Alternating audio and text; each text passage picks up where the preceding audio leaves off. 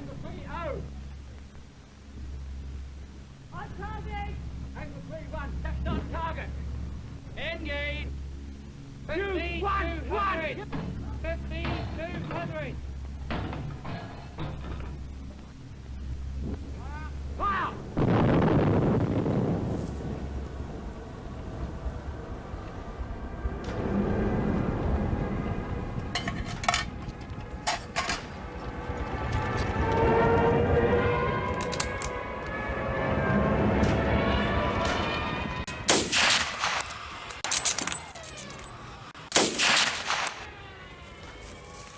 Blimey, don't think Jerry's ever asleep. Hello, I'm Bombardier Jenkins, well, Ricky Jenkins. Just on my way back from the cookhouse to the gun position. The aim of this video is to promote a charity walk I want to do on behalf of SSAFA and the local Greek veterans charity, hopefully.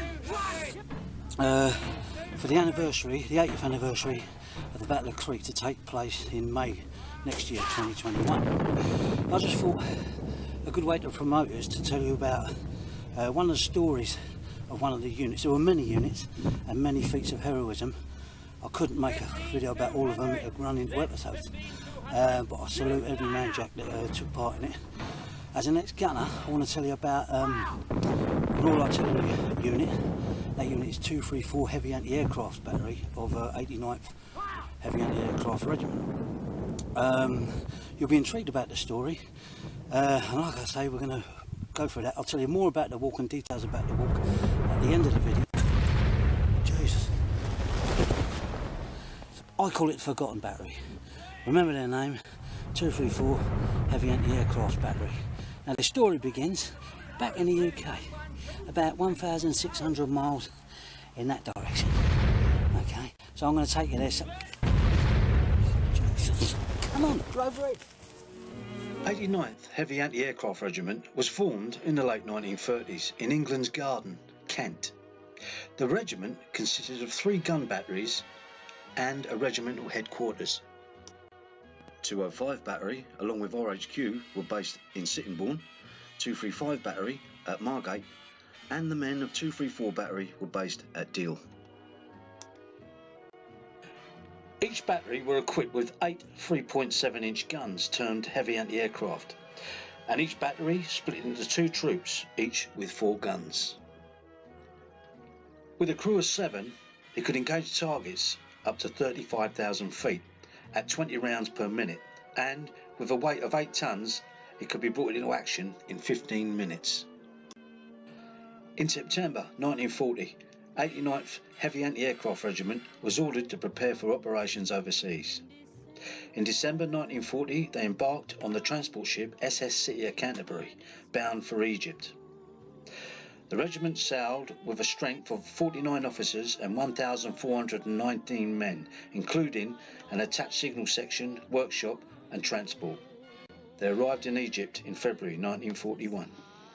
In April 1941, the regiment was split. 205 Battery was transferred to British troops Egypt. 235 Battery was sent to Tobruk, and the men of 234 Battery were sent to Crete to bolster defences after the Allied evacuations from Greece. Their destination in Crete, Suda Bay, situated on the northwest coast, a deep natural harbour where Allied ships docked to offload troops and stores, including rations, weapons and ammunition. It became a focal point of attack for the Luftwaffe in pursuit of their aim to invade the island. And the men of 234 Battery were sent there to defend it. I'm here now at a place called Malaxa.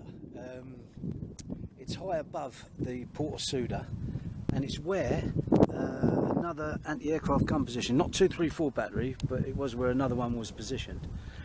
Now you can see down there the port of Suda. Okay, and there's the Akrotiri Peninsula. There were other gun positions dotted all around this bay to protect the port here. There's the town of Hanya, and beyond that, further along there is Malame, which the Germans were aiming for. They aimed to take that airfield to bring in reinforcements and supplies. Now, just down there, you may just be able to see the Commonwealth War Cemetery. just down there. And right troop of 234 heavy anti-aircraft battery were positioned in the flat ground just over there. This is where the gliders came down and the paratroopers in this valley here, just south of Hanya. Obviously, due to urbanisation, the town has spread out in all directions, west, east and south. But fortunately, the gun position, or the area down there, is still olive groves. So we'll pop down there and have a look. Here's a photo of the bay in 1941. You can see the bombed shipping, including the cruiser HMS York, which was hit by an Italian torpedo boat and run aground. So let's go down here, shall we? Come on. The port was a hive of activity, with ships bringing in thousands of troops from mainland Greece and from North Africa for the anticipated invasion by the Axis powers. It was continually being bombed by the enemy.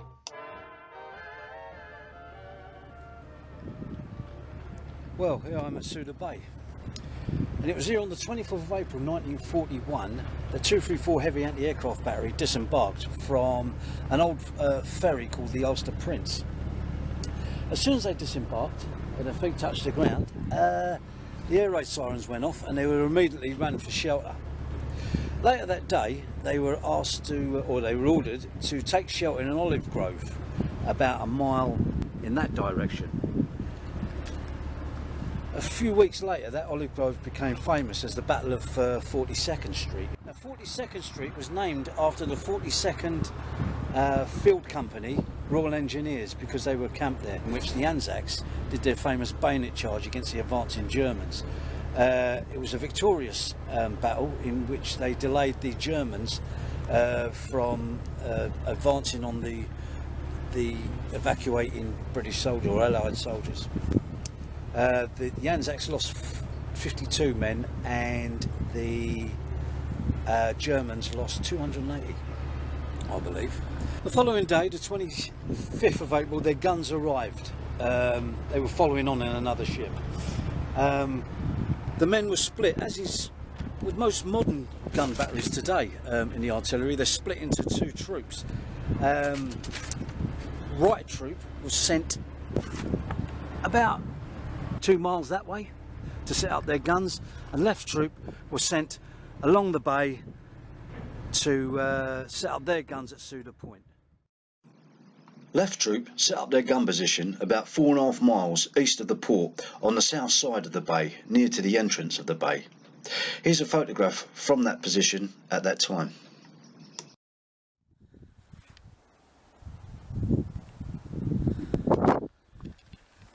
On the 14th of May, left troop deployed to Suda Point. This is Suda Point. Now, in the war diaries of the battery, 234 battery, it says that they deployed at 700 feet above sea level, and this is 700 feet above sea level. They did move twice. They moved 600 yards in that direction, westwards, but it was found that they were more exposed and they were bombed, and it was reported that 2 500-pound bombs hit the gun position, but fortunately never went off.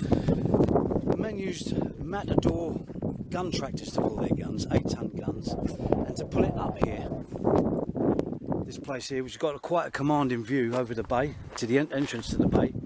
It took 2 Matador gun tractors to pull each of their 4 guns up to their positions, and this is one of their gun positions. The gunners on their downtime used to walk to the local village. It was probably Aptera, the local village, to pick up carafes of wine to drink. They had no means of making sandbags to protect the gun pits here because of the rocky ground. So what they used to do was just build it out of rocks and boulders. And what the Stukas used to do to attack the port, which is in that direction, they used to come flying in.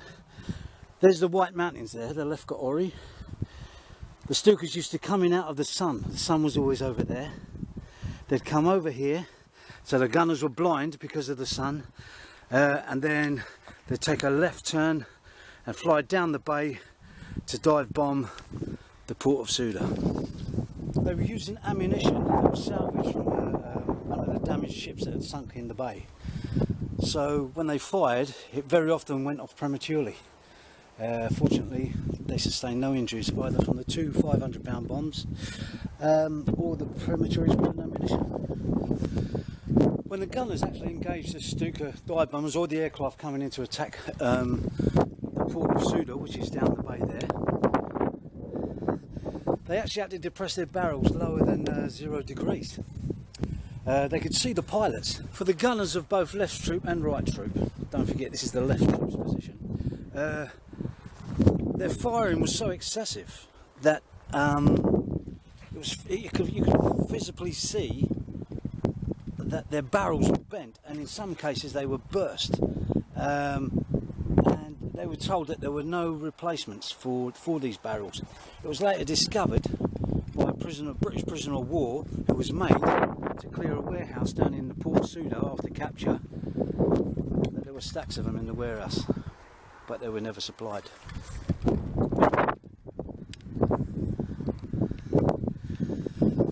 The gunners of left troop couldn't actually see their comrades from right troop.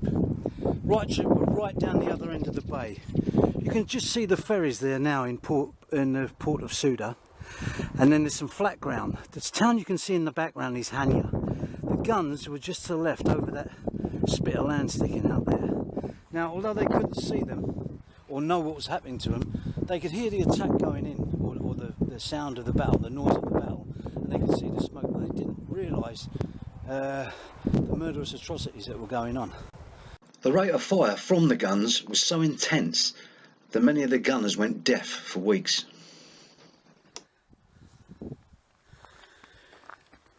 On the 26th of May 1941, the order came to evacuate to the south of the island down to Sfakia. So what the men did of the troop, they spiked their guns and they made their way down the mountain. As they were going down the mountain, they found another gun position, which was abandoned by the Royal Marines. Now the Royal Marines had left the guns fully operational. They'd also left stacks of ammunition, so if the enemy were to overrun the position, which they would have done because it had been evacuated, then of course it would have left the guns for the use of the enemy. So the boys of 234 left troop spiked them guns too and destroyed the ammunition.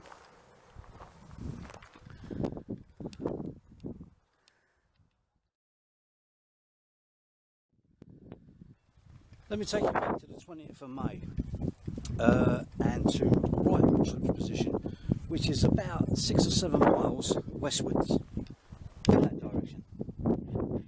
Let's go down now. Green 105 and the 30. Green 112 and the 30. On target! And the 31, that's on target. Engage! 15-200! 15-200!